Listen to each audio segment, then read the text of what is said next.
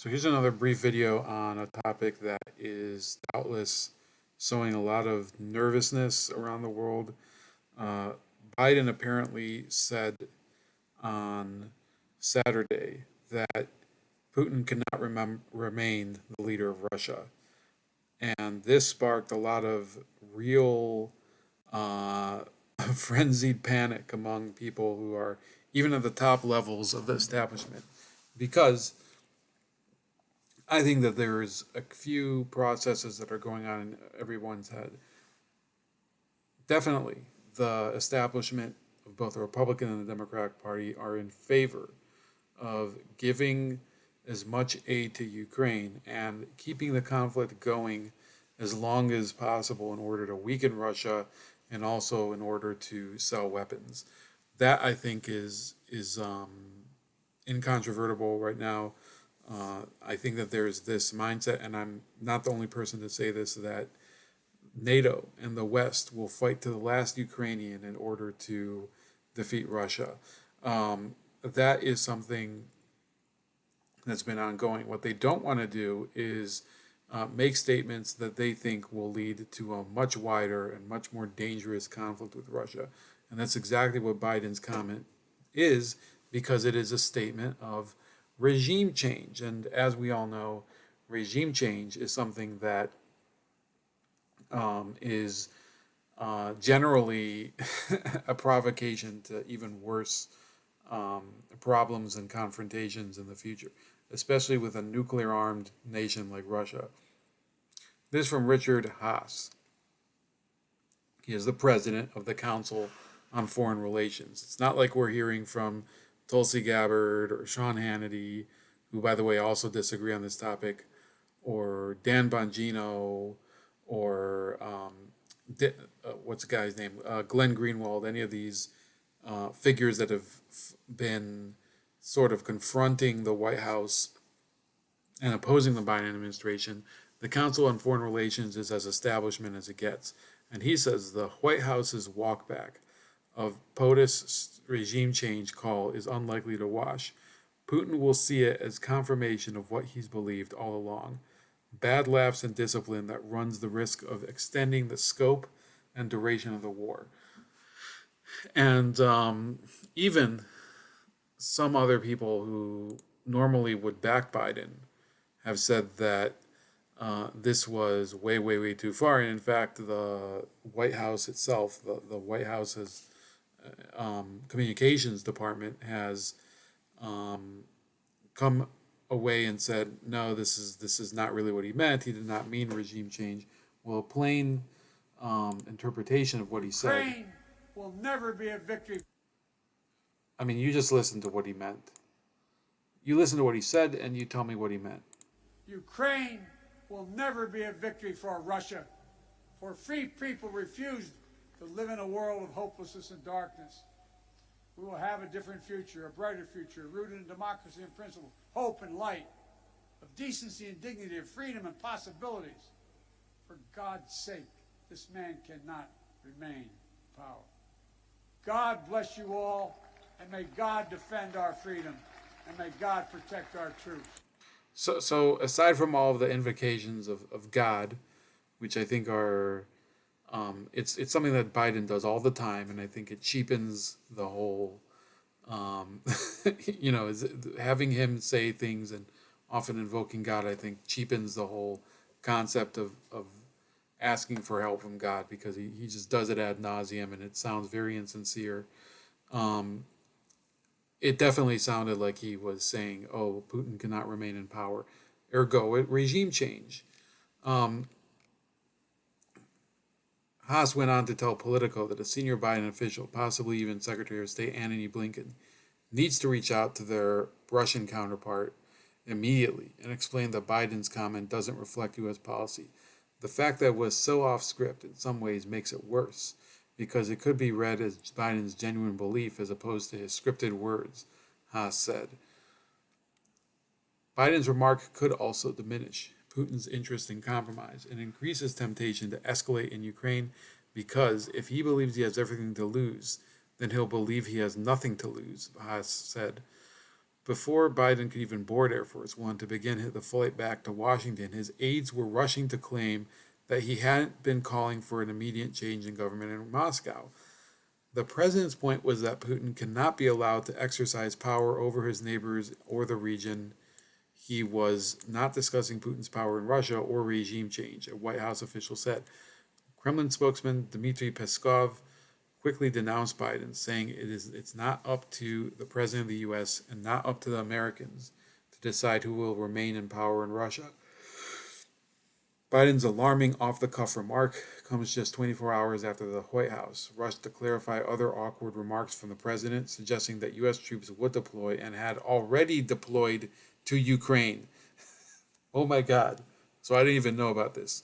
In a speech to U.S. paratroopers in Poland on Friday, Biden said, "You're going to see when you're there, some of you have been there, you're going to see women, young people, standing in the middle in front of a damn tank saying, 'I'm not leaving.'" Biden's mention of when you're there seemed to suggest that the troops would be deployed across the border to Ukraine, but the administration insisted there has been no change in its stance that the U.S. will not enter the conflict. Let's see what he actually said. The Ukrainian people have a lot of backbone. They have a lot of guts, and I'm sure you're observing it. And I don't mean just the military, which is we've been trained in since back when they. So you can see he's saying this in the presence of Secretary of Defense Lloyd Austin. Russia moved. You can see right over here, and obscured by Biden. Southeast Ukraine, but also the average citizen. Look at how they're stepping up. Look at how they're stepping up. And you're going to see when you're there, and some of you have been there, you're going to see women, young people standing. There's Lloyd standing Austin right there. in front of a damn tank, just saying, "I'm not leaving." So I find it funny, Lloyd Austin's expression. He's basically standing there, and let me see if it's in the gallery. So.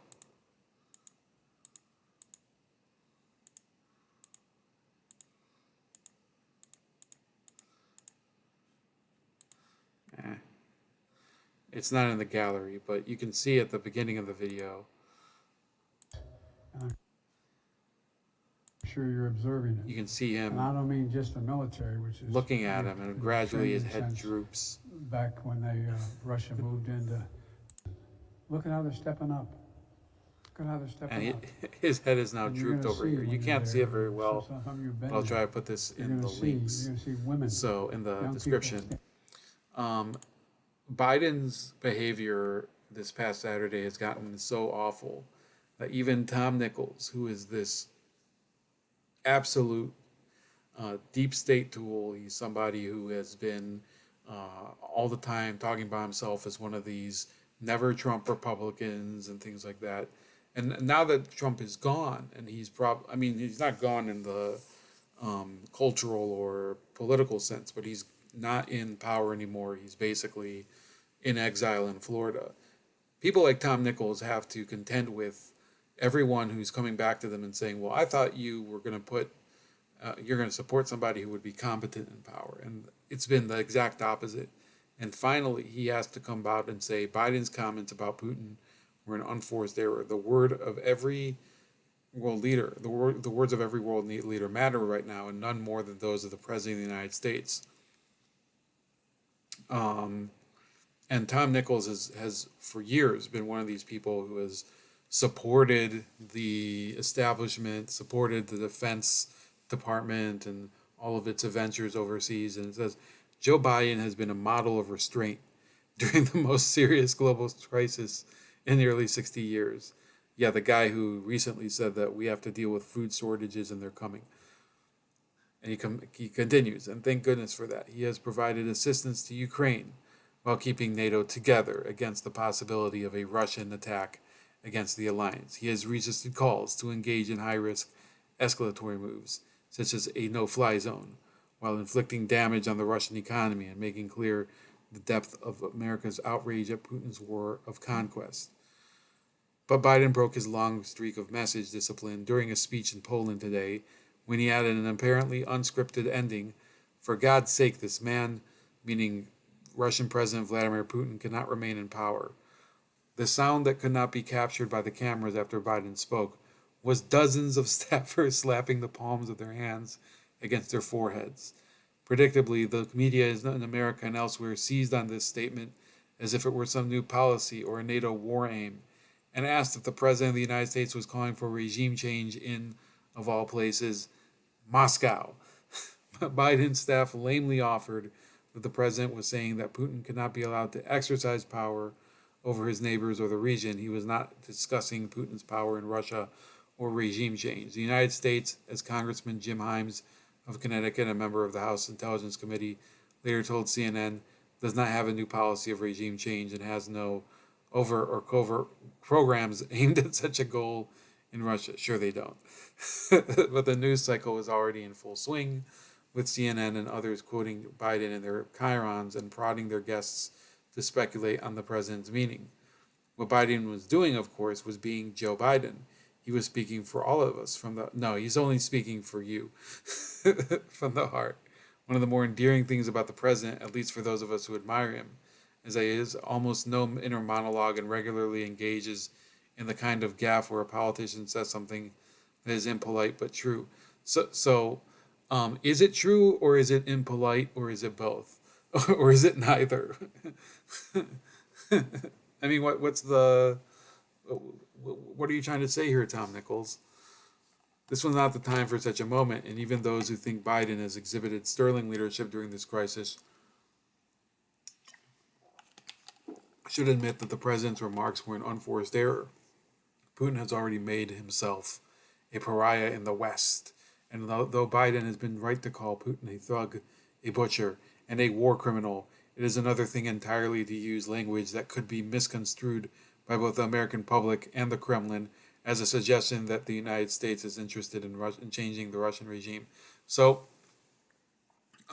he goes on, he keeps calling it poorly timed, and it is something that, for example, he says any of the four nuclear powers involved in the conflict could make a mistake or fall victim to a misperception. Now is not the time for improvisation. And basically, this entire article is Tom Nichols saying, careful, Biden, you don't want to, get us all killed, right? We love you. But what are you doing to us? This is a cry for help. And it's a cry for help from people who they should know by now, and they do know by now, that they put into power somebody who it was totally unfit mentally to be involved in any way, shape, or form in running America's foreign policy.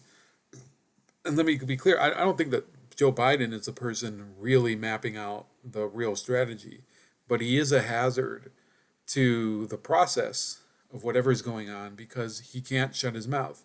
He doesn't know how to keep important things to himself. He can't keep his feelings to himself. The guy is a lunatic. Every hyperbolic statement that the media ever said about Donald Trump before him, and believe me, there's plenty of problems with Trump himself. Biden is, it's the things they said about Trump are true for Biden and much worse. I would say in terms of foreign policy, Donald Trump was a breath of fresh air in a number of places, especially the Middle East and East Asia, handling the Korean Peninsula, something that he's never given credit for, and also let's talk about the Abraham Accords. That was an important accomplishment. Let's also talk about his work with Latin American countries. I don't think that necessarily all of that was good. Certainly, I think that he was drifting towards regime change over there, and I think he deserved to be criticized for all those things. And at the same time, I think that Biden is using foreign policy adventures to distract from the disaster that is unfolding here at home for his domestic policies. That's not something I think Donald Trump did. I think Donald Trump had a sterling domestic policy in many respects. It wasn't enough to save America. I think, unfortunately, the things that he did were delaying a lot of problems that were ongoing, that were going to feel very harshly soon, and already are feeling the beginnings of it. So, unfortunately, we're stuck with this idiot, Joe Biden. Um, as far as what's going to happen with Ukraine and Russia, so I've made a few videos on that already, and I think that it's not exactly prudent to keep making predictions because, um, you know, the Russians predict. I think the Russians were under the impression that they would be able to roll over Ukraine in a matter of days. That obviously did not happen. I think that some people in the West were under the impression that the Ukrainians would be able to destroy the Russian invasion and force Putin back. That hasn't happened. What instead is happening is that the Russians, I think, are winning some modest accomplishments in eastern Ukraine, in Donetsk and Lugansk, and they have deteriorated a lot of the Ukrainian civil and military infrastructure, and that pretty soon Ukraine is going to be faced with the question of what are they going to accomplish by keeping on fighting. Now, obviously, people who are within Russian-held territory or who are dealing with impending Russian attacks on their own municipalities, I don't blame them for wanting to resist. I think that they can't accept a foreign invader and all that. But the Russians are winning control of Ukrainian territory, and the Ukrainians cannot constantly be replenished in terms of arms and personnel. All the what's the word? In perpetuity. That's what I'm trying to say. At a certain point, they're going to run out of manpower. They're going to run out of equipment, or they're going to have manpower that isn't trained to fight. That reality will force them to yield at the negotiating table. Oops. So, I do believe that at a certain point, Zelensky himself will be forced to conclude that he can't continue this fight, and then we're going to be left with Ukraine in a much more weakened state. And the question will be then, what will America's relationship with Russia be? I do believe that a lot of this rhetoric is temporary, but I think that's an optimistic way to put it.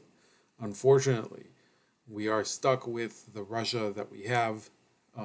President Biden's idiotic words are not going to change that. Would I rather have somebody who would be less threatening and aggressive in Russia than Vladimir Putin? Obviously, I would. I don't think that he's run the country to a degree where he should be considered as this great world leader, because Russia is still mired in poverty and it hasn't become the superpower that I think he's dreaming of it becoming. But you have to deal with the person who runs Russia, not the person that you wish was running Russia. And that's the mistake of American foreign policy over the past 20, 30 years. That's about it. Please like, share, and subscribe. And please don't threaten nuclear powers with regime change. 1 second. And I want you to remember to follow me on Odyssey, Rumble, BitChute, YouTube, Podbean, Gab, Mind, Substack, Telegram, and Getter. And have a great Sunday. Peace.